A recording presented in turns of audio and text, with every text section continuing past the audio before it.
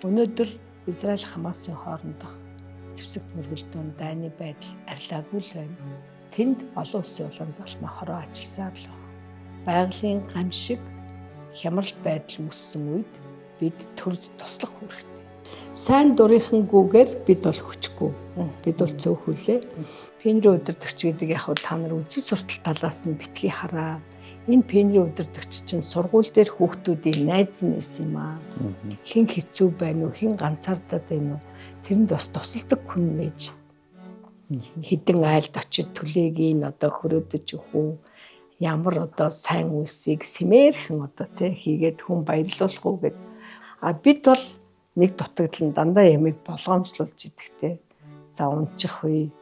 За наадах чинь тэгээд бүтэхгүй болох үе гэдэг дандаа сөрөг талаас нь хардаг. Тэр бас бидний одоо ахмад үеийн дутагдал юм шиг байл. Бид улс төржөөгүй. Бид бүх улс төрийн намуудтай очиж уулзаад за хүүхдийг л улс төржүүлж болохгүй шүү. Тэгэхээр мөнгө босгох бол тийм амар биш ээ. Тэгэхээр улаан загалмай одоо энгийн үгээр хэлвэл бид нар байнга шалгуулж яадаг байгууллага. Өөрөөр хэлбэл одоо яг улаан загалмайд ажиллаж байгаа бидний хувьд бол яг хүнд учирсан тэр зовлонг яг өөр дээрээ юм шиг бид ойлгож, дэмжиж, туслахын төлөө зүтгэдэг хүмүүс байна. Энэ бол манай гол зарчим. Тэгээд тэр хүн тусалсныхаа төлөө ямар нэгэн одоо шан харамж хариу авах ёсгүй, хүлээх ёсгүй. Тэгээ бид бол тэр тусламж хүртсэн хүн өөрөө хүсэхгүй бол тэр хүнд туслалаа гэж бид зарлах ёсгүй. Энэ бол манай бас ёс зүйн.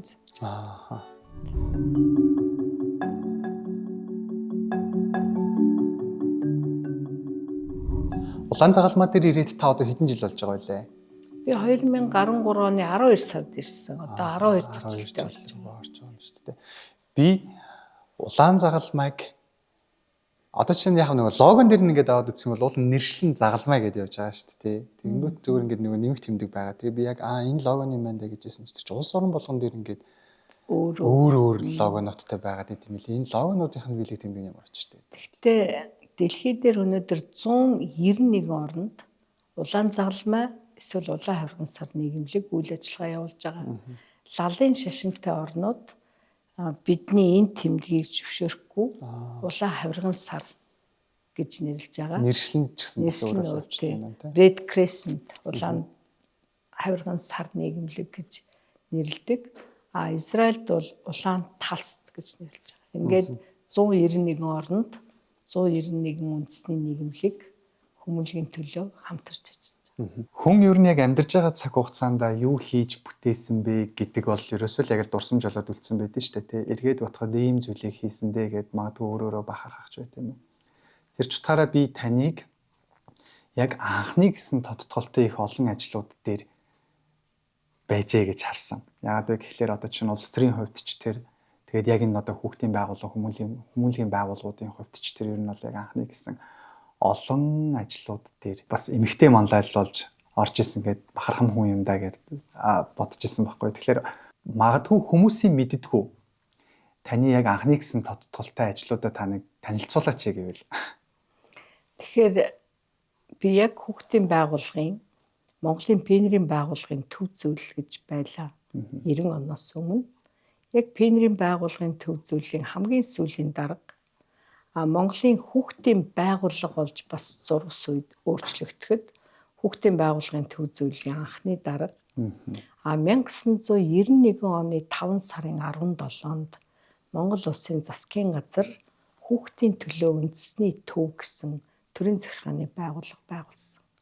Энэ хүүхдийн төлөө үндэсний төвийн бас анхны дарга болох юм хувь тохиолсон. За улс төрд гэх юм бол нийслэлийн иргэдийн төлөөлөгчдийн хурлын анхны эмэгтэй дарга боловсрол соёл шинжилгээ ухааны анхны эмэгтэй сайд. Сайдынхаа хувьд бол би болгон сүлтэй байсан. Миний дараа олон сайхан эмэгтэйчүүд эмэгтэй сайд нар төрсөн. Иргэдийн хурлын дарга бол эмэгтэй ер нь танаас өөр байхгүй бах тий. Төрөх байх л гэж бодож байна. Тэгээд одоогор бол байхгүй. Гэхдээ эрэгтэйчүүд маань иргэдийн хуралд дийлэн холонхон болцдог. Тийм учраас магадгүй эрчүүдийн санал давмгаалт юм болов Би бол тэгтээ төрөх байхаа л гэж бодож байна. Монголын эмэгтэйчүүд улс төрд бүх салбарт манлайлал нь жилээс жилд хөгжиж байна, дээшилж байна. Улаан загалмай нийгэмлэг Монгол улсын түүхэнд одоо анх бичигдсэн онцгой хугацаанаас хайлаа бас үзэгчдтэйгээ хуваалцсан сонирхолтой байх юм болов уу гэж бодож байна. Миний уншсанаар бол 1939 оны халах голын дайны дараагаас улаан загалмай нийгэмлэг Монгол улсын нутаг дэвсгэр дээр үйл ажиллагаагаа бас хамтарч явуулж эхэлсэн болов уу гэж ойлгосон. Тэгэхээр Монголын улаан загалмай нийгэмлэг бол яг үндэсний хүмүүнлэгийн байгууллага. Бид бол яг олон улсын байгууллага биш. Тэр андуураад байж магадгүй. Тийм, олон улсын улаан загалмай, улаан хавирган сар нийгэмлэгүүдийн холбоонд Монгол орноо төлөөлөөд илссэн 84 дахь гишүүн байгууллага. Бид яг эрх зүйн орчноор бол үндэсний хүмүүнлэгийн байгууллага 2016 оны 1-р сард Монгол улсын их хурл улаан загалмай нийгэмлэгийн эрх зүйн байдлын тухай хуулийг шинжилж баталсан. Урд нь бол 2000 онд улаан загалмай анхны хууль их хурлаар батлагдаж байхад бол төрийн бус байгууллага байсан. Тэгэхээр бид бол Монголын үндэсний хүмүүнлэгийн байгууллага олон улсын холбоонд Монголоо төлөөлж байгаа байгууллага. Тэрнээс бол ямар нэг олон улсын байгууллагын салбар бол биш юм биш тийм биш. Улаан загалмай, улаан хавирган сар нийгэмлэгүүд төрдөө хүмүүнлэгийн чиглэлээр туслах үүрэгтэй. Хүмүүнлэгийн чиглэлээр төрдөө нэмэлт хүч болж ажиллах үүрэгтэй. Тэгэхээр улаан загалмай нийгэмлэг бол Монгол улсад 1939 оны 6 сарын 30-нд байгуулагдсан. Яг байгуулагдсан түүх нь халах голын дайны нөхцөл байдал үүсээд тэгээд улсын баг хурлын тогтоолоор одоогийнхоор бол улсын их хурл улаан христийн эвлэлийг байгуулсан. Тэгэхээр дэлхий дээр улаан загалмай, улаан хавирган сар хөдөлгөөн 160 гаруй жилийн түүхтэй. Тэгэхээр улаан загалмай бол өөрөө дэлхий дахинд дайны талбарт сөргөлдөгч, дайсагнагч талуудын альнийхэн ч талд оролгүйгээр дайны талбарт эндсэн, шархсан тэр хүмүүс туслах үүрэгтэй анх байгуулагдсан юм байгууллага. Тэгэхээр дэлхийн 1-р дайны үед байгуулагдсан. Анх одоо 1-р дайны үед яг одоо түүхэндээ бол Италийн Солфрино гэдэг хотод томоохон тулдаан болсон. Тэгээд тэр тулдаан болоход дайсны одоо хүний гэж ялахгүйгээр энэ дайны талбарт шархтаж эндсэн энэ цэргүүдэд амь насын аврах, эмнэлгийн тусламж үзүүлэх, төвийг сагсан байгууллага хэрэгтэй гэдэг үзэл санааг Швейцарын худалдаачин Анри Дюнинг гэж хүн гаргасан ба. Тэгээд түүнээс хойш өнөөдөр одоо дэлхийг бүрхсэн улаан загалмай, улаан хавирган сар хөдөлгөөн болсон. Тэгэхээр Монгол улс бол 1958 онд Монгол улсын засгийн газар одоо Женевийн конвенцэд нэгдэж орсон. Женевийн 4 конвенц 77 оны нэмэлт протокол байдаг. Энэ бол яг дайны нөхцөл байдлын үед хүмүүнлэгийн үйл ажиллагаа явуулахыг зохицуулсан олон улсын хүмүүнлэгийн хууль. Засгийн газар нь энэ Женевийн конвенцэд нэгдэж орсон л улаан загалмай зөвшөөрнө. Засгийн газар нэгдэж ороогүй бол зөвшөөрөхгүй. Тэгэхээр манайх 59 онд олон улсын улаан загалмай, улаан хавирган сар нийгэмлэгүүдийн холбоонд 84 дахь гишүүн болж 20 жилийн дараа орсон байдаг. Тэгэхээр ер нь манайх чинь 35 оноос 36 он гээд нэг хилийн одоо зөрчил үүсээд багахан хэмжээний тулдаан болж исэн юм түүх байдаг шүү дээ. Тэгэхээр анх бол одоо ер нь улаан христийн эвлэл бол Монголд хэрэгтэй юм байна.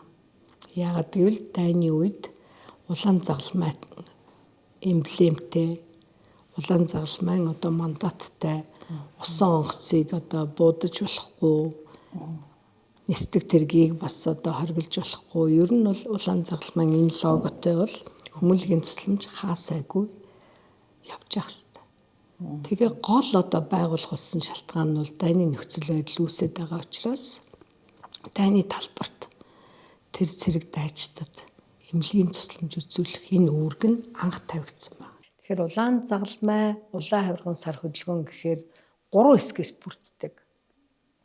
Олон улсын улаан загалмай хороо 160 гаруй жилийн түүхтэй. Өнөөдөр дэлхий дээр дайны гал зогсоогүй байна. Хямралын үеийн менежментийг хэрэгжүүлдэг. Тухайлбал Орос Украины дан эхэллээ. Тэнд энгийн номхон ард иргэдэг галын шугам дайны галд үлдсэж байгаа аюултай бүс нутгаас гаргах хүмүүнлэгийн коридор бий болгох гэх тэнд улаан загалмай ажиллаа хийж байна. Өнөөдөр Израиль Хамасын хоорондох зэвсэгт мөргөлдөөн дайны байдал арилаагүй л байна. Тэнд олон улсын улаан загалмай хороо ажилласаар л байна. Хаана цэргийн ажиллагаа, дайн, зэвсэгт мөргөлдөөн, иргэний дайн болж байна. Тэр халуун цэг дээр олон улсын улаан загалмай хороо хүмүүнлэгийн тусламж үзүүлж олзлогдсон, баривчлагдсан тэр хүмүүсийг хамгаалахын төлөө, гэр бүлийн хэлхээ холбоог нь тогтоохын төлөө, аюулгүй байдал шилжүүлэхин төлөө хүмүүнлэгийн тусламж үзүүлсээр л байгаа. Олон улсын улаан загалмай, улаан хавирган сар нийгэмлэгүүдийн холбоо бол 191 оронд байгаа улаан загалмай нийгэмлэгүүдээр нэгтгэсэн байгууллага.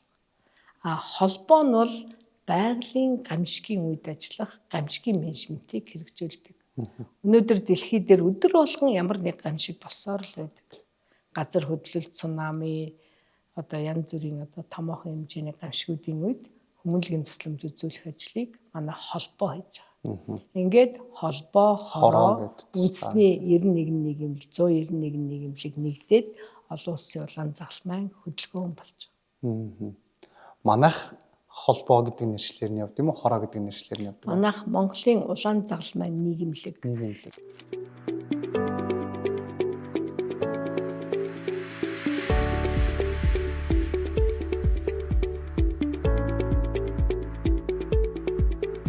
(1939 оны 6 сарын 30-ны өдөр яг Монгол улсад улаан загалмай нийгэмлэг анх орж ирж үүсгэн байгуулагдаад одоо ингэхлээр чинь 86 жил болох ч шүү дээ тунгадахгүй.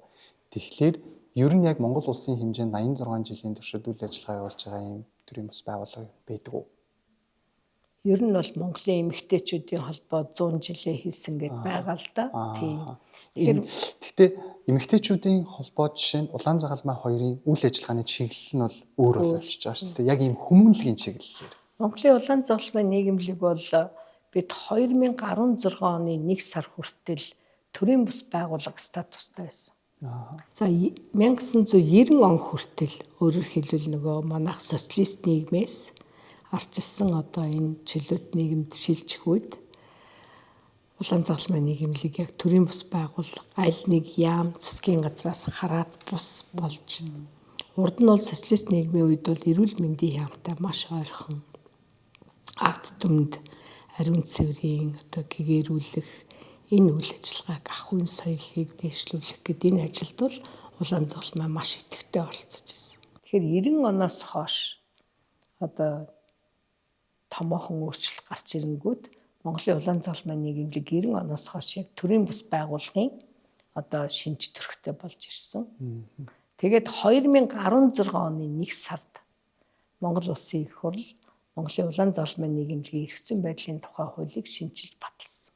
Одоо ямар статустай? Энэ хуулиараа бид хүмүүнлэгийн чиглэлээр төрдөө нэмэлт хүч болж ажиллах үүрэгтэй үндэсний хүмүүнлэгийн байгууллага гэж тодорхойлсон. Тэгэхээр бид бол бас Монголын эмэгтэйчүүдийн холбоо, Монголын ахмадын холбоо, залуучуудын холбоо бусад олон төрлийн бас байгууллагаас ялгаатай нь байгалийн гамшиг, хямралт байдал үүссэн үед бид төрд туслах үүрэгтэй. Одоо тухайлбал өнгөрсөн жил томоохон хэмжээний зуд боллоо. Улаан загалмай үүрэгтэй бид хөрөнгө босгох, хүмүүнлэгийн тусламж үзүүлэх үүрэгтэй. Цар тахлын үед улаан загалмай бас үүрэгтэй. Нийгмийн эрүүл мэндийн онцгой нөхцөл байдал үүссэн үед бид бас төрдөө туслах ёстой. Тэгэхээр бусад төрлийн бас байгууллага бол хуулиар яг гамшигын хариу арга хэмжээнд үүрэг хүлээгээгүй л дээ. Тэгэхээр бас ялгаа байгаа.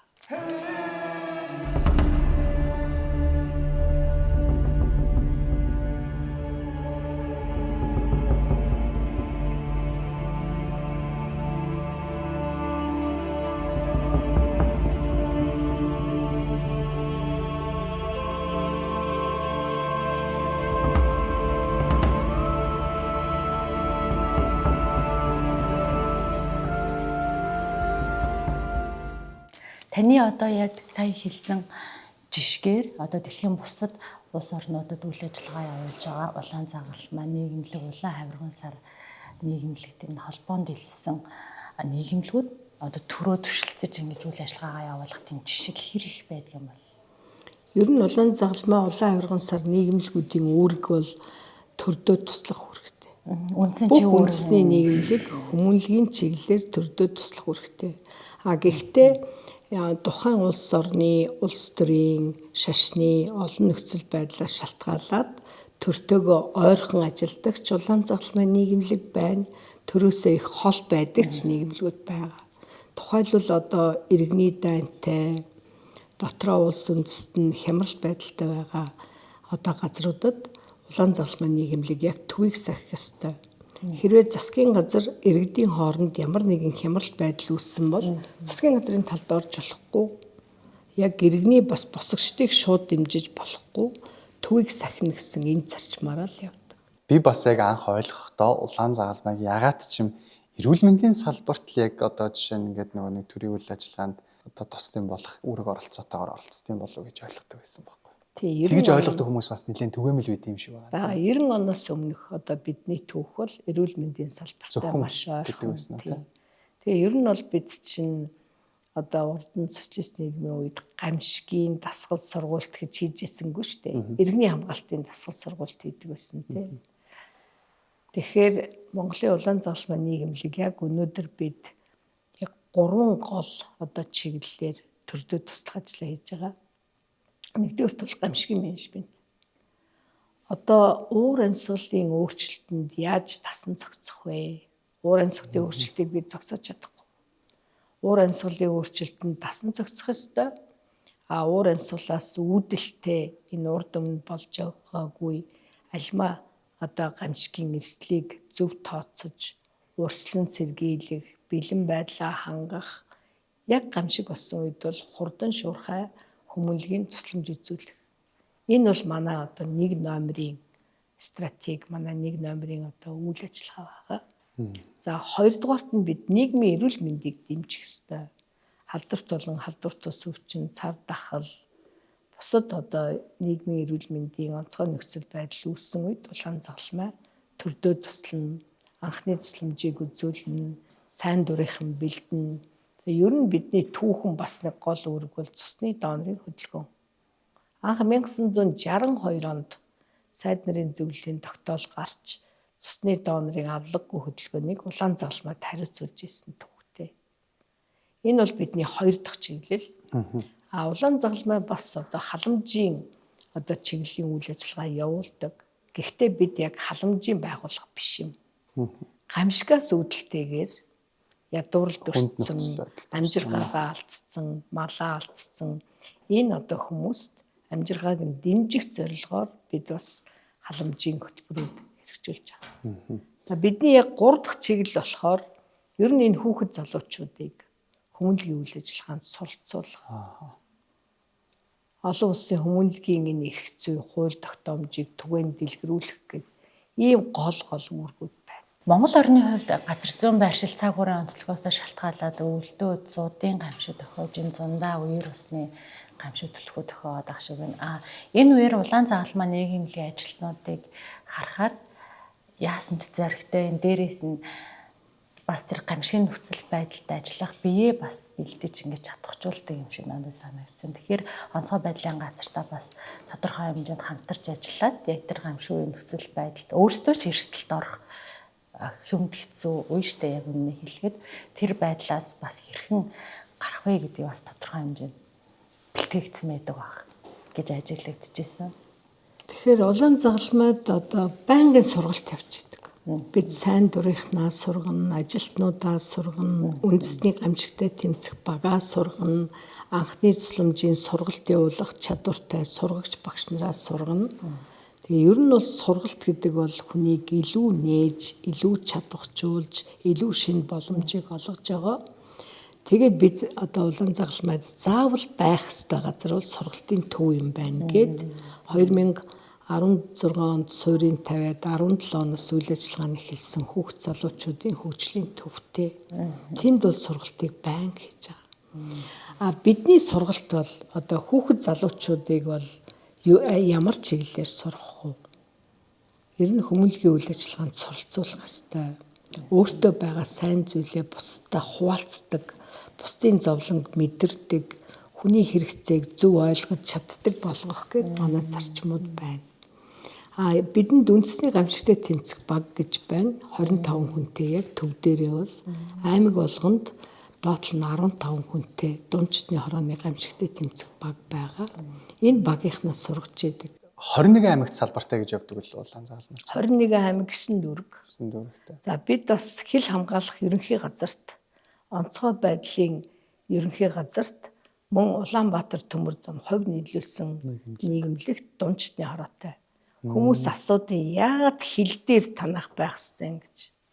Тэгэхээр одоо болтол 1939 оны халах голын тулдаанд нас орсон гадаадын одоо Оросын, Японы цэргүүдийн шарилын үлдэгдэл байсаар л байгаа шүү дээ. Тэр бүхнийг одоо бид эрен хайх, шарилын үлдэгдлийг буцаах, Монголын нутагт нас орсон цэрэг дайчдын гэр бүлтэй холбоо тогтоох энэ ажлуудыг болон залмаа бас хийсээр л байгаа. Энэ бол бидний хүмүүнлэгийн нэг ажил. Тэгээ хүмүүс бас тэгдэн танах тэр Японы цэргийн дурсгалын зохицолборыг хариуцдаг юм уу гэж. Тэнд бид бас одоо цэвэрлэгээ, догчил тэр бол хүмүүнлэг ажил. Тийм учраас тэрийг бол нөгөө альч талд нь орохгүйгээр төвийг сахин гэдэг утгаараа бид хийсээр л байгаа. Монголын улаан загалмай нийгэмлэг 2024 онд үндэсний нийгэмлэгийн хүчин чадлыг бүх шатанд бэхжүүлэх хүмүүнлэгийн гишүүн байгууллага дэмжигчид хүүхэд залуучуудын хөдөлгөөн, сайн дурхны игнийг өргөжүүлэх, нийгмийн эрүүл мэнд, халамж оролцоог дэмжих, зудын гамшигын хор уршигыг арилгах, хариу аргамж авах, зудын гамшигт өртсөн хүнд цаг үед хүмүүнлэгийн тусламжийг цаг алдалгүй шуурхай хүргэж, хүмүүнлэгийн чиглэлээр төрдөө туслах, нэмэлт хүч болж ажиллах үүргээ нэр төртөө хариуцлагатай биелүүлж ажиллалаа.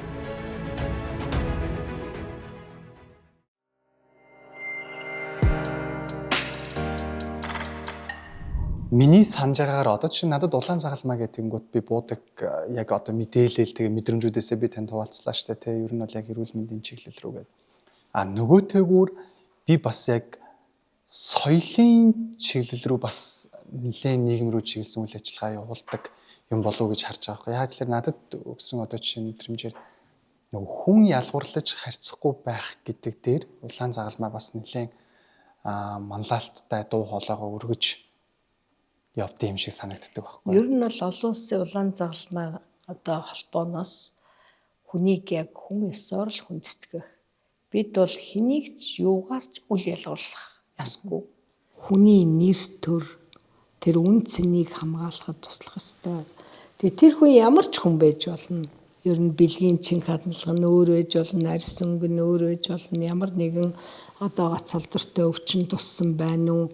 Хүнийг юугаарч одоо ялгуурлаж болохгүй. Тэр хүн гэдэг утгаар нь л одоо улаан загалмайчид хүн туслах ёстой. Тэгэхээр манай тал хүний тал ураач шарваач гэдэг юм ярих ёсгүй байгууллага шүү дээ. Тийм энэ талдаа улаан загалмайд ажилтных нь өөрийнх нь ёс зүйн дүрм гэж байгаа. Өөрөөр хэлбэл одоо яг улаан загалмайд ажиллаж байгаа бидний хувьд бол яг хүнд учирсан тэр зовлон яг өөр дээрээ юм шиг бид ойлгож, дэмжиж туслахын төлөө зүтгэдэг хүмүүс байгаа. Энэ бол манай гол зарчим. Тэгээд тэр хүн тусалсныхаа төлөө ямар нэгэн одоо шан харамж хариу авах ёсгүй, хүлээх ёсгүй.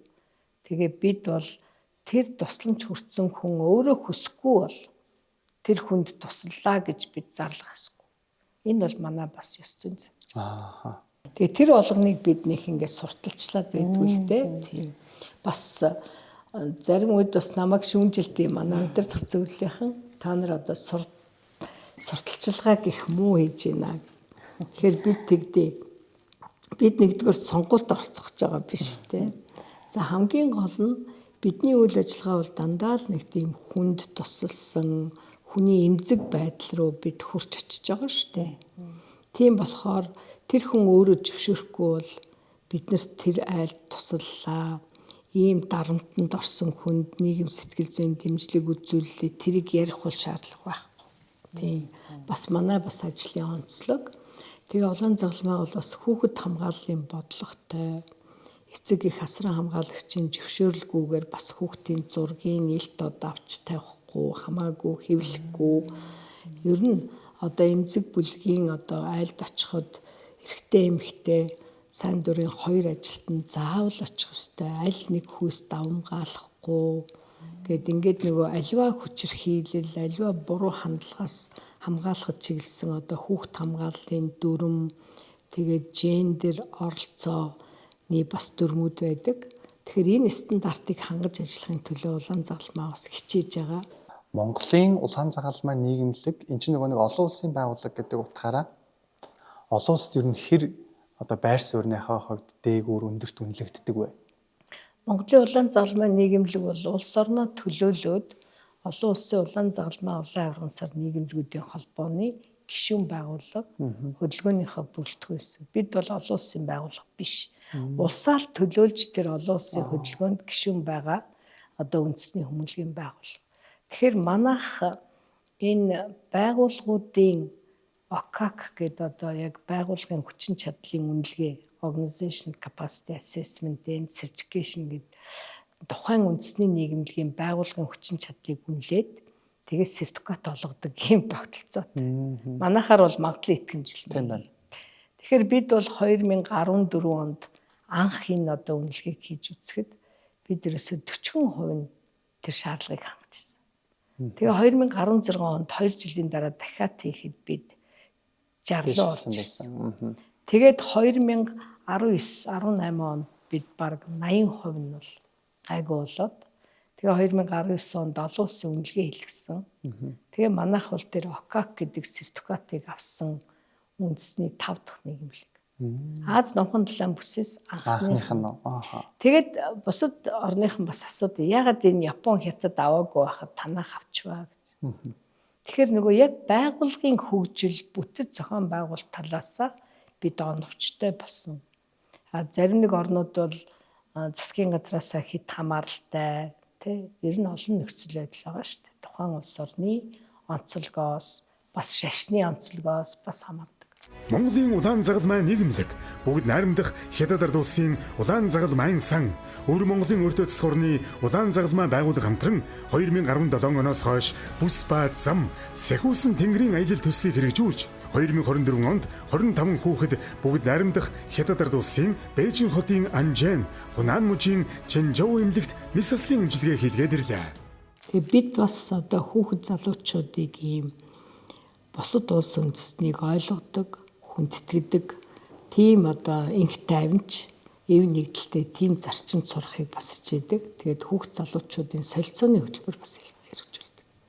Японы улаан загалмайтай, Солонгосын улаан загалмайтай, одоо бид бас Хятадын улаан загалмайтай хүүхэд залуучуудад соёлын солилцоог бас хэрэгжүүлэх асуудлыг судалсан байна.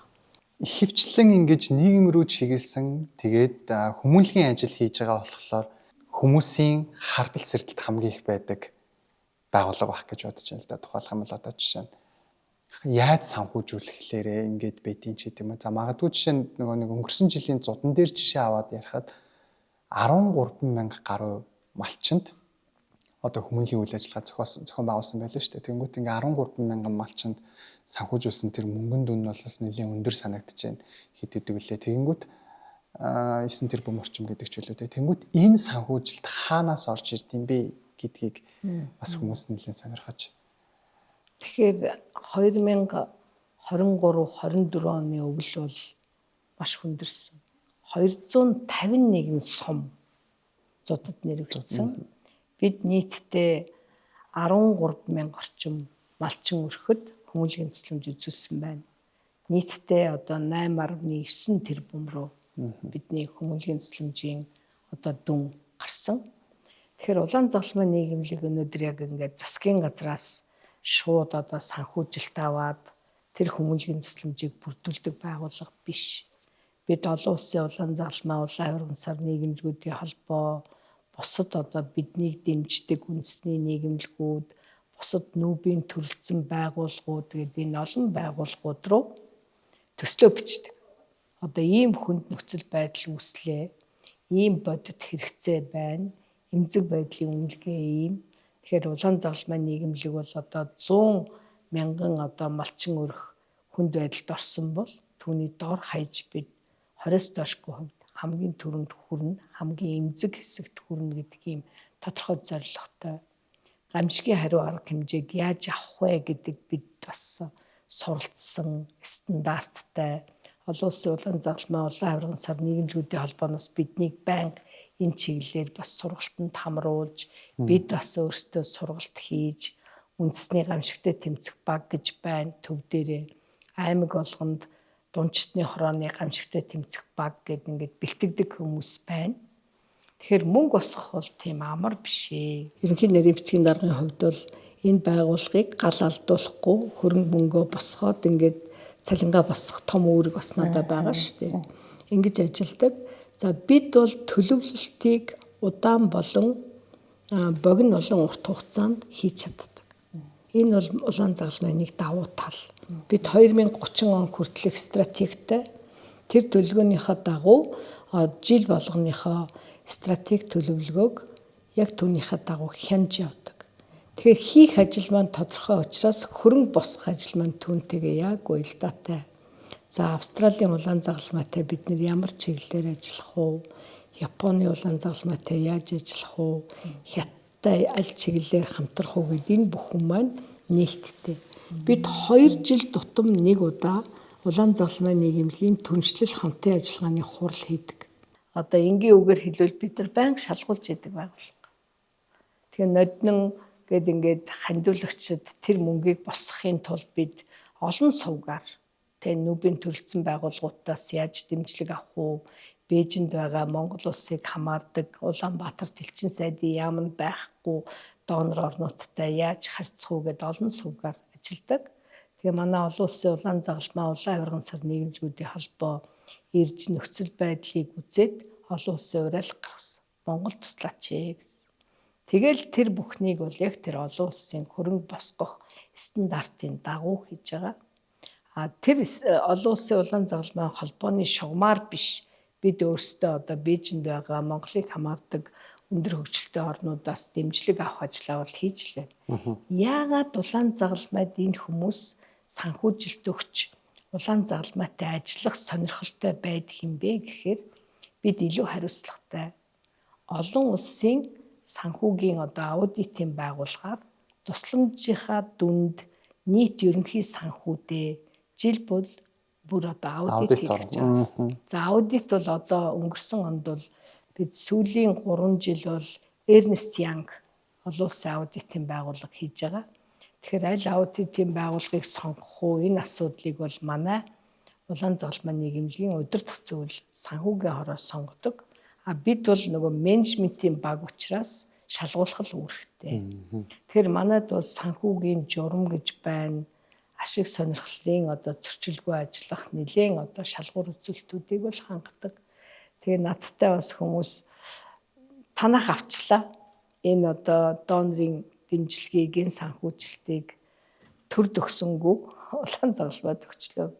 Тэгэхээр яг манай төрийн байгууллагын бол хандив тусламж аваад тэгээд баярлалаа гэд одоо нэг сайхан хариу алтан бичиг өгдөг бол улаан загалмай бол бүх юмаа шалгуулдаг байхгүй.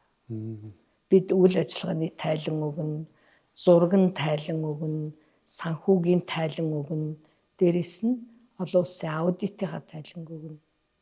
Тэгэхээр одоо биднэрт нөгөө мөнгө босгож өгж байгаа донорууд улаан загалмайтай харьцах нь бол илүү тайлагналт сайтай. Тэрнтэй л одоо бидэнд итгэж өгдөг.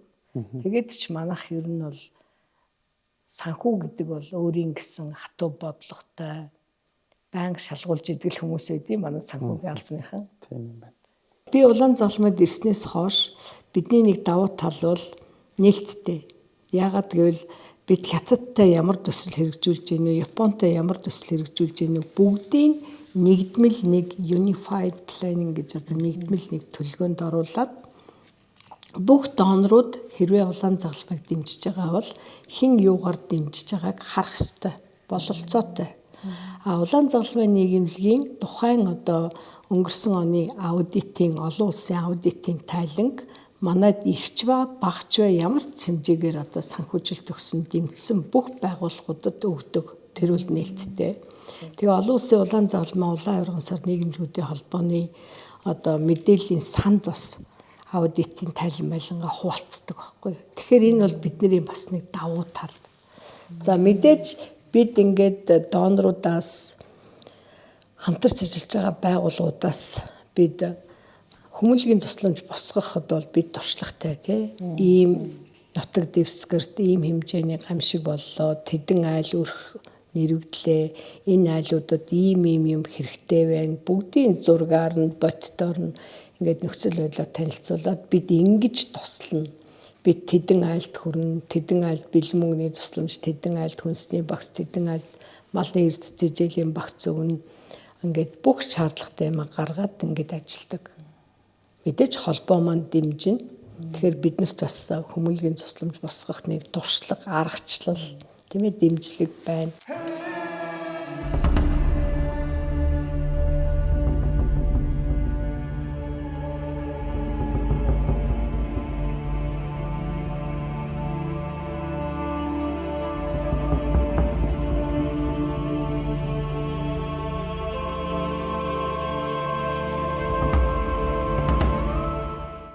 Улаан загалмайд ирээд миний одоо гол хийсэн хоёр зүйл байгаа л гэж би үздэг.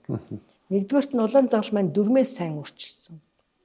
Одоо тухайлбал урд нь ингээд улаан загалмайн нийгэмлэгийн одоо сонгуульт байгууллага удирддаг хүмүүс өдөр тутмын үйл ажиллагаагаа хийдэг менежмент хоёр бол холдсон байсан байхгүй юу? Тухайлбал ерөнхий нарийн бичгийн дарга баг үндэсний чуулганыхаа төлөөлөгч болоод санал манал өгөөд явах жишээтэй. Ингэж болохгүй. Тийм учраас бид сонгуульт байгуулгын сонгуультаараа яг өдөр тутмын энэ улаан загалмайн ажлыг хийж байгаа хүмүүсийг ёс зүйн дүрмийн бол илүү тодорхой болгосон. Тухайлбал би бол улс төрийн намын гишүүн байсан хүн. Яг улаан загалмайд 2013 оны 12 сарын 1-нд одоо ирээд шууд одоо намдаа өргөжлөж өгөөд яагаад гэвэл миний ажиллах байгууллага төвийг сахих байгууллага. Бид сөргөлдөгч, маргалдагч, дайсагнагч талуудын альныхын ч талд орохгүйгээр тэнд одоо нэрвэгдсэн хохирсон энгийн номхон хүмүүст туслах ёстой. Тийм учраас тэр нөгөө намынхаа гишүүнчлэлийг 2013 оны 12 сард ингээд шууд өгөөд нам бус. Яг надтай адилхан улаан загалмайн өдөр тутмын ажлыг хийж цалин авч ажиллах энэ 200 гаруй хүн бол бүгд ямар нэг юу байх ёстой.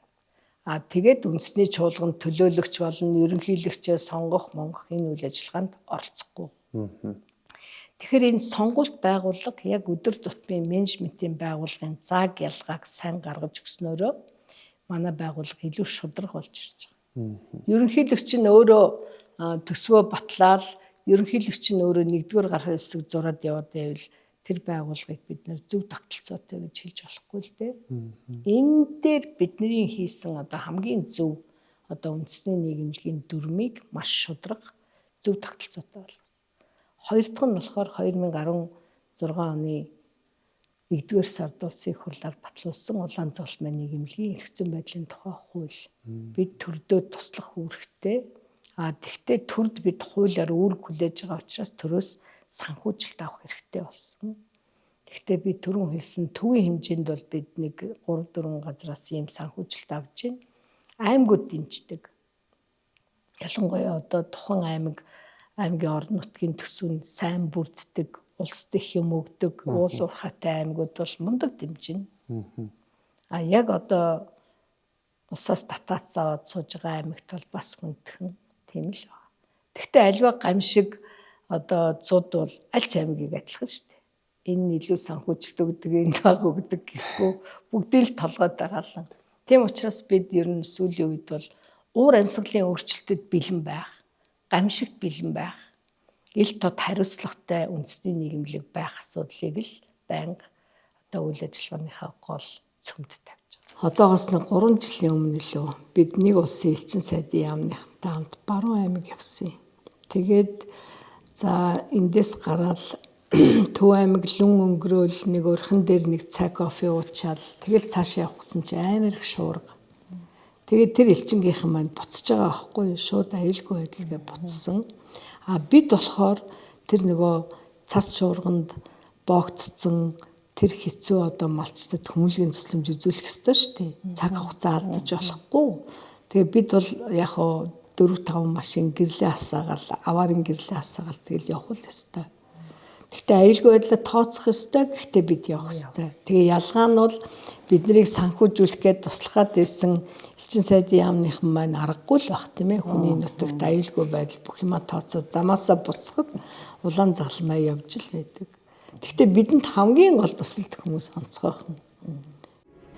Монголын улаан загалмай нийгэмлэгийн хүчин чадлыг бэхжүүлэх, байгалийн гамшигын үед эмзэг бүлгийн иргэдэд хүмүүнлэгийн тусламжийг цаг алдалгүй хүргэж, Монгол хүний амнасыг аврах, амжиргааг хамгаалахад үнэлж баршгүй тусламж дэмжлэг үзүүлж байгаа олон улсын улаан загалмай, улаан хавирган сар нийгэмлэгүүдийн холбоо, олон улсын улаан загалмайн хороо, түншлэгч үндэсний нийгэмлэгүүд, нэгдсэн үндэсний байгууллагын төрөлдсөн байгууллагууд болон бусад бүх хандивлагч олон улсын байгууллага аж ахуй нэгж иргэдэд гүн талархал илэрхийлж байна.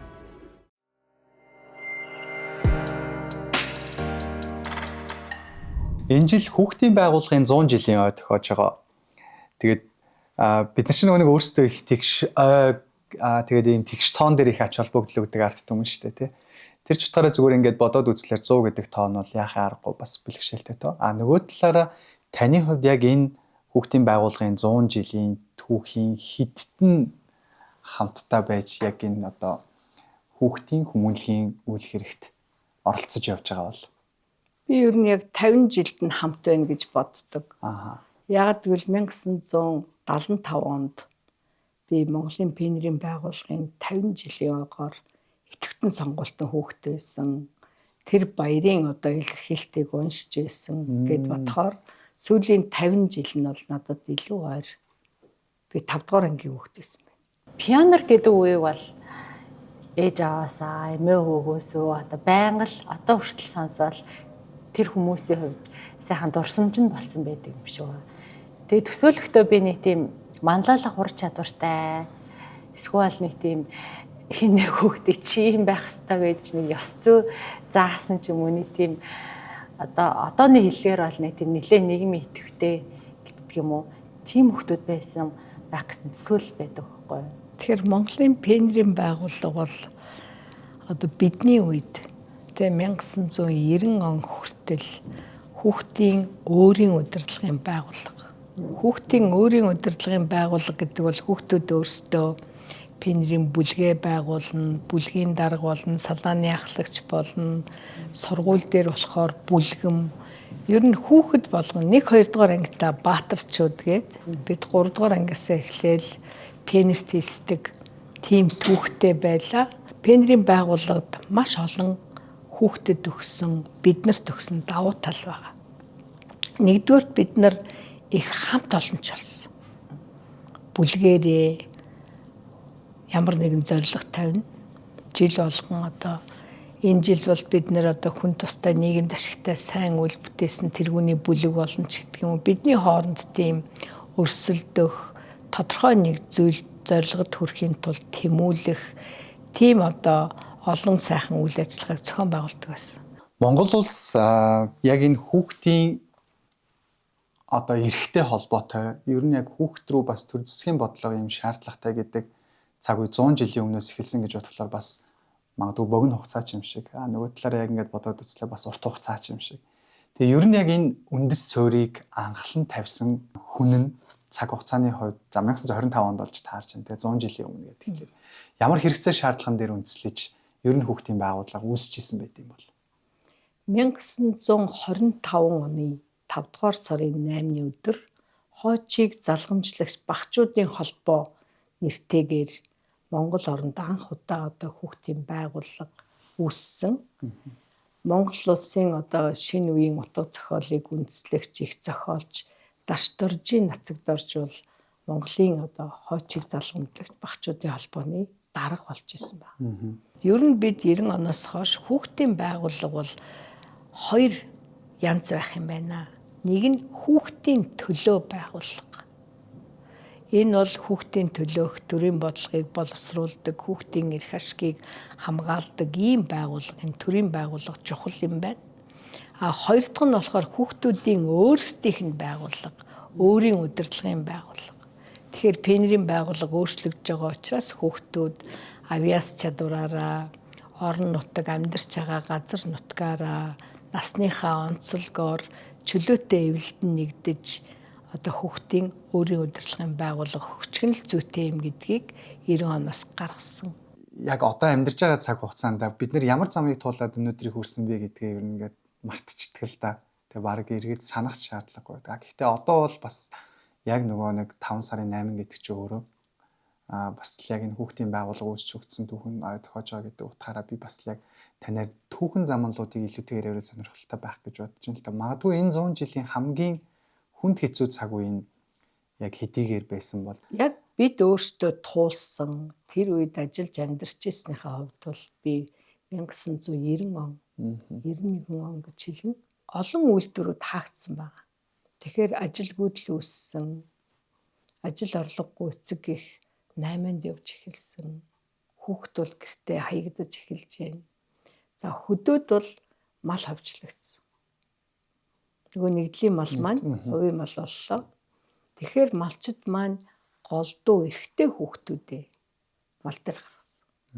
Тийм учраас хотод бол үйлдвэр хаагдсан, ажлын байргүй болсон, ажилгүйдлээ дагаад ядуурлыг дагаад одоо эцэг их 8-нд явсан, амьдрах олон арга хайж эхэлсэн. Тэгэхээр хүүхдүүд бол хотодож гудамжны хүүхд болох ийм эхлэл бол маш хүчтэй эхэлж гарч ирсэн.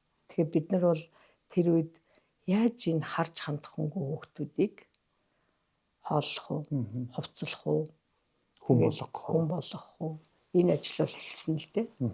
Ингээд хүүхдийн байгууллага бол бид яг социалист нийгмийн үед бол улсын багшийн дээд сургуульд одоо эвлэл пенрийн ажлын онол арга зүйг заадаг тэнхимтэй эрдэмтэн багш нар байсан. Тэгээ пенрийн удирдагч нар гэсэн ажлын байр байхгүй болонгууд сургуулийн нийгмийн ажилтан бий болохыг бид туршиж эхэлжсэн тухай. Таны санаачлаг гэсэн үг үү?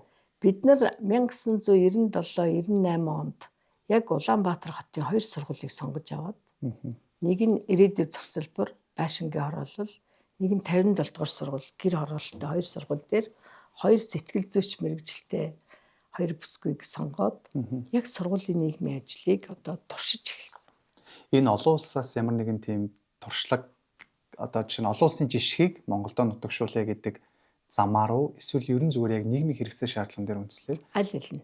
Биднэрт нийгмийн хэрэгцээ байна. Нөгөө талаас бусад оронд байдаг social worker, социалын работник гэдэг одоо энэ мэргэжлийг яаж суршуулах вэ?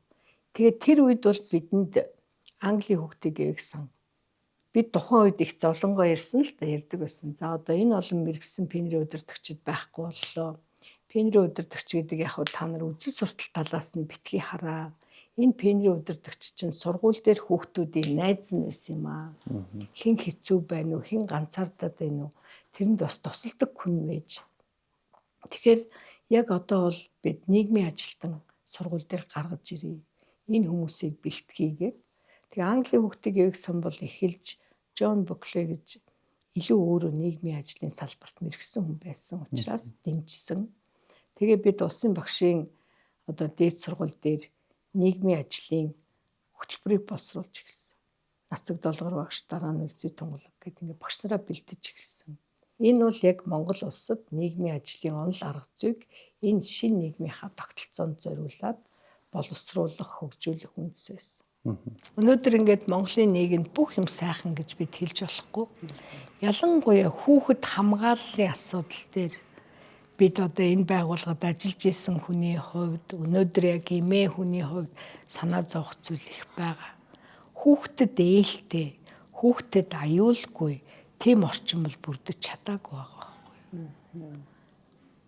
Жахан эмзэглэмээр юм тийм. Эмзэглэмээр. Тийм учраас бид энэ нийгэмд байгаа эмзэг байдлыг бууруулах, хүүхдэд аюулгүй ээлтэй тэр орчин бий болохын төлөө л бүгдээрээ л одоо нэгдэх хэрэгтэй.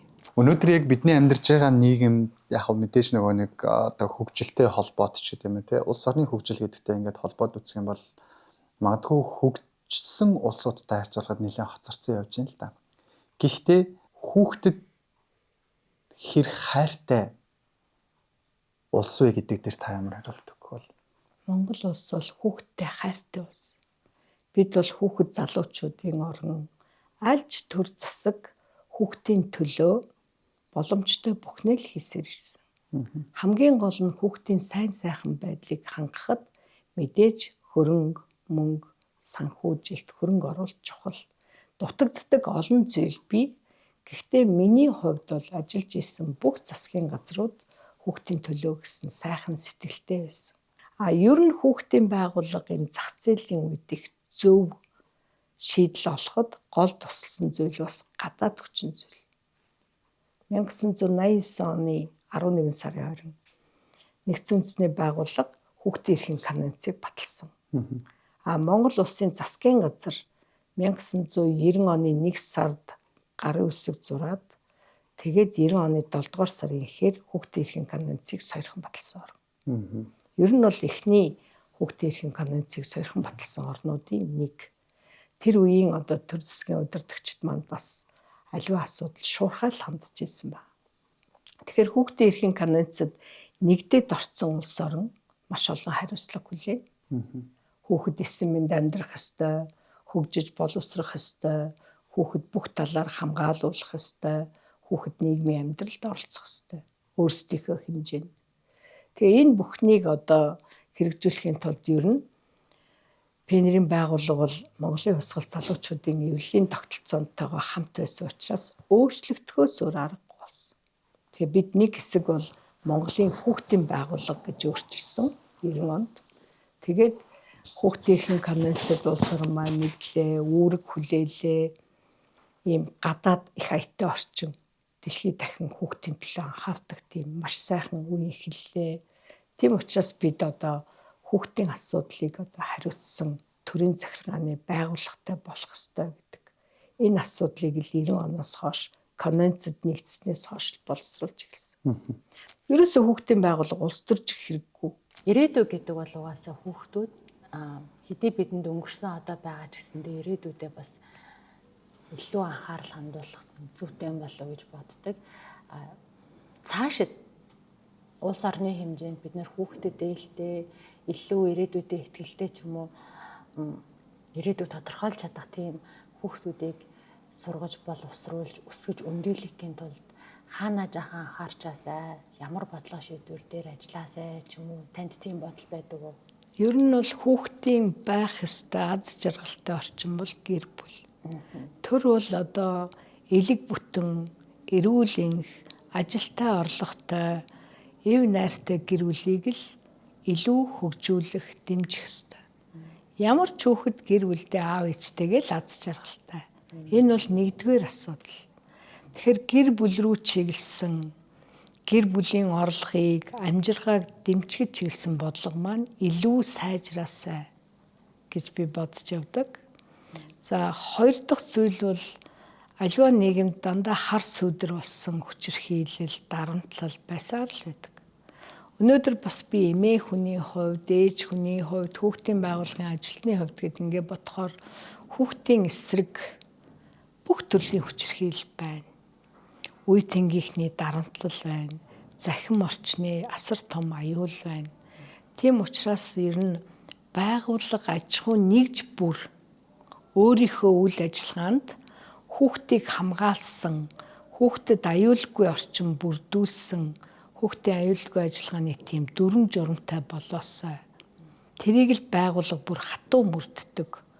Одоо би нэг үйлдвэрлэгч байлаа гэхэд би хүүхдэд ээлтэй сайн бүтээгдэхүүн үйлдвэрлэх ёстой. Миний бүтээсэн, үйлдвэрлэсэн зүйл хүүхдэд ямар нэгэн сөрөг гаж нөлөө үзүүлэхгүй байхын төлөө. Би барилга барьдаг хүн бол манай барилга аюулгүй ажиллагаа орчин талаас хүүхдэд аюулгүй байх гэд байгууллага болгон, аж ахуй нэгж болгон хүүхдэд аюулгүй ээлтэй тэр орчны стандартыг мөрддөг. Ийм л болоосой гэж боддог. Тэгээ би саяхан онгоцоор ирж явсан. Миний онгоцны яг зэрэгэлдээс суусан одоо хоёр хөөхөн хүүхдүүд юм чи хоорондоо муудалцсан шүү дээ. Хоёр хүүхд хоорондоо муудалцж байна. Нэг нь жоохон давуу, нөгөөтгөө зодоо цохио ажиллаа. Гэтэл арийнхын нэгнээнд сууж байгаа ээж нь хүнд гар утсаараа хүүхдийнхээ толгойг савтсан. Шууд толгойг нь зогссон. Тэгээд энэ бол ээж бол өөрөө би ямар буруу юм хийж байгаагаа мэдэхгүй шүү дээ. А хүүхэд бол онгоц нь буун буутал уйлал байсан, толгой нь хавцсан уу яасан. А хэрвээ бид Монголд биш одоо Австралид ч юм уу Англид ч юм уу байсан бол аль хэдийн онгоц буухад цагдаа ирнэ. Хүүхдийн эсрэг хүчирхийлэл. Манайд тийм одоо соёл, тийм хүүхэд хамгаалал хөгжөөгүй л байгаа байхгүй юу. Бид ялангуяа одоо ингээд гадны оронд гудамжинд хүүхдэд зодож болохгүй, хажууд айл одоо хүүхд нь уйлаад байх юм бол цагдаа дууддаг олон одоо хүүхд хамгааллын сайн жишээ байгаа. Манайх тийм болоогүй юм л та. Гэхдээ яг нийгмээрээ хүн болгон хүүхд хамгааллыг боддог, мэдэрдэг болвол хүүхдийн хамгаалал сайжирна. Энийний төлөө л бас олон юм хийж, эерэг хандлага, зөв дадлага төлөвшүүлэх юмсан л гэж боддог. Яг энэ жил одоо ингээд яг энэ өдрүүдэд хүүхдийн байгууллагын 100 жил. Тэгээ энэ 100 жилийн 50 жилд нь та яг өөрийнхөө ингээд ухамсарт амьдралыг зориулсан гэдэг. Тэгэхээр энэ 50 жил гэдэг өөрөө бас асар урт хугацаа л да. Тэгээ энэ цаг хугацаанд яг мэдээж таны хийж бүтээсэн зүйлсүүд бол асар их байгаа. Тэрийг бол хоёлаа одоо ингээд нэвтрүүлгээрээ тоочж барахгүй байх гэж би хувьдаа бодож байна. Зүгээр яг та ингээд одоо эргээгээд бодоход би хүүхдийн байгууллагад ухамсарт амьдралынхаа 50 жилийг зориулахдаа энийг хийж чадсандаа л өстой үнэхээр их баярлагдав. Энэ л миний одоо ингээд өөрөө бахархах шалтгаан гэдэг нэг ажлыг нэрлээч гэвэл. Ер нь бол нөгөө эвлэл маань тараад 900 гаруй эвлийн ажилтан бидний найз нөхдүүд ингээд ажилгүй болоод яг энэ үед хүүхдийн байгууллага бид яг хүүхдийн байгууллагыг зөв авч үлдэж чадсан. Бид улс төржөөгүй. Бид бүх улс төрийн намуудтай очиж уулзаад за хүүхдийг л улс төржүүлж болохгүй шүү. Тэр намын дэргэд залуучуудын байгууллага байж болох бах те байдаг бусад улс орнд хүүхдийг л бити хөндөөрэй. Тэгээ бид нэр хүүхд хөгжил хамгаалал үндэсний чуулган гэж 95 онд Улсын их хурлын одоо тогтоол гаргуулж байгаа хийж ирсэн. Анх удаага яваад. Анх удаа. Тэгээд тэр үед надад төрийн ёслолын албаны дарга, их хурлын дарга, ерөнхийлөгч, ерөнхий сайд гуруулаа ордог юм арга хэмжээ баг байдгүй юм. Яагаад энэ хуралд ингээд их хурлын дарга багвандгаа нээж үг хэлнэ, ерөнхийлөгч мэдчилгээ дэвшүүлнэ, жасраа ерөнхий сайд илтгэл тавина. Яагаад ингээд төрийн 3 өндөрлөг гуруулаа орох ямар шаардлагатай юм. Тэгсэн чи би юу гэснэ хэлэх вэ? Та нар үндэсний баяр наадам, цагаан сарын баяр наадам болохоор энэ 3 өндөрлөг чинь гуруулал очсон байдаг үстэй гэж хариулсан. Тийм үстэй. Наадмын нээлт. Үндэсний бүхэн барилдаанд гуруулал ээждэг болтгол үстэй гэдэг. Тэгээд над руу нэг юм хэлээгүй.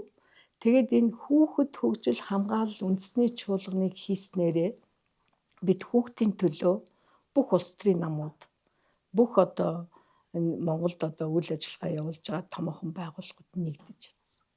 Тэгээд хүүхдийн төлөө үндэсний зөвлөлийг тэр бол 1995 оны 5 дугаар сард Улсын их хурл тогтоол гаргаад хүүхдийн төлөө үндэсний зөвлөл байгуулсан. Хүүхдийн төлөө үндэсний зөвлөлийг Монгол Улсын ерөнхий сайд тэргүүлнэ гэдгийг л одоо шийдвэрлэх гэж бид маш их одоо лоббидж тайлбарлаж явсан. За тэгээ их хурл дээр орлоо. Тэгсэн яг эхний санал хураалтаар унтчихсан. Ерөнхий сайд удирдах шаардлагагүй гэд. Тэгээд бид нар их хурлын заалны голдон сууж байгаа юм чинь тэгээд завсралсан. Би бүр тэр зааланд ингэн тлээ ойлгохгүй юу. Унтчлаа гэд асуудал унсан. Тэгсэн талигаач төмөр гишүүн манай очирхуугаа гишүүн эднэр болохоор намайг аргадаад тавшир дэгийнхаа дагуу одоо дахиж ороод санал хураалгана. Тавшир бид дахиад ялна. Одоо завсарлагаанаар нилээ эдэн гişүүдтэй яриатэй чи 50 бэ гэсэн. Тэгсэн мөнхөөгөө хажууд ирснэ. Явж нүр гараа угаачи. Ялагдаж сур. Мөнхөөгөө тэрэл. Тэгсэн чи би зөв мөнхөөгөө хэлсэн үгэнд шууд нойлтоор бол нүр бүрээ будаал эргэж орж ирэл санал хураахад Монгол Улсын ерөнхий сайд хүүхдийн төлөө үндэсний зөвлөлийг тэргүүлнэ гэдэг тэр одоо тогтоол батлагдчихсэн. Тэгэл хүүхдийн төлөө үндэсний зөвлөлийг ерөнхий сайд удирддаг болсноос хойш Улсын их хурл 96 оны 7 сард хүүхдийн эрхийг хамгаалах анхны хуулийг баталсан. Тэгэхээр яг энэ одоо 90-96 оны энэ хооронд л бид энэ хүүхдийн байгууллагын тогтолцоог маш зөв хийж чадсан. Гэхдээ би ганцаараа хийгээгүй л надад зөвлөдөг, тусалдаг, чиглүүлдэг маш олон ухаантай хүүхдийн байгууллагын ах эгч нар байсан. Аль ч нийгэмд одоо хүүхдийн эсэм мэнд амьдрах, хөгжиж боловсрох, боловсрал эзэмших, нийгмийн амьдралд оролцох, хамгаалуулах энэ эрхүүдийг бид хамгаалж авах үүрэгтэй. За хоёулаа ярилцлага өндөрлүүлье. Нэвтрүүлгийн маань урилгыг хүлээн авсан танд баярлалаа. Би ер нь яг хүүхдийн байгууллага, тэгээд одоо энэ Улаанбаатар маягийн хүмүүнлэгийн байгууллага гэдэг үйл ажиллагааны чиглэлүүдээр таны ярианаас их олон зүйлийг мэддэг боллоо, мэдээлэлтэй боллоо. Монгол улсад хүүхдийн байгууллага үүсч хөгжөөд яг энэ өдөр 100 жилийн хойтойгоо залгаж байна. За энэ цаг хугацаанд олон ээдрээ бартаа, даваа, саадтай тулгарсан ч гэсэндээ өнөөдөр хүртэл хүүхэд гэдэг сэдвийг марталгүй явж ирэхэд таны оруулсан хувь нэмэр одоо үнэлж баршгүй гэж одоо хувьдаа хүндэлж байна. Дээрээс нь хүмүүнлэгийн байгууллага хандивын үйл ажиллагаа гэдэг бол хамгийн сайхан сэтгэлтэй, зөв, дээрээс нь баатарлаг, зоригтой хүмүүсийн хийдэг ажил юм болов уу гэж хувьдаа бодож явдаг. Тэгээд энэ бүхний төлөөлөл басан эрхэм хүнтэй ярилцах надад маш хүндэтгэлтэй байлаа. Тэгээд мэдээж яг бусдын сайн сайхны төлөө ингэж зорж ажил хийж байгаа та бүхний цаашдын зорж байгаа тэр бүх үйл хэрэг ямар ч батасаадгүйгээр бүтнэ гэдэгт итгэж байна. Гэхдээ амжилт хүсье. Маш их баярлалаа. Тэгээ ер нь бол хүний сайн сайхны төлөө сайн юм хийж, сайн юм одоо санаж явбал муу юм бол биднийг тойрч идэг гэж боддог. Бид ингээ харанхуй шүнч гэсэн ингээ явж байгаад 2 жилийн өмнө бас машины урдуур мал орж ирсэн. Тэгээ яхад бид бол айгүй хөнгөн өнгөрсөн. Гэмтээгүй. За машин яах вэ? Төмөр юм чинь тэрдгээ зас чинь. Бид зөв зүгээр өнгөрсөн. Тэгэл тэрийгээ бид хүмүүнлэгийн төлөө сайхан ажил хийдэг болохоор бүх юм харж үздэм байна л гэж боддог. Тэгэхээр бид бол хүн тустай сайн сайхан зүйлийг хийж яхад биднэрт өөрөө тэр аз жаргал ирнэ.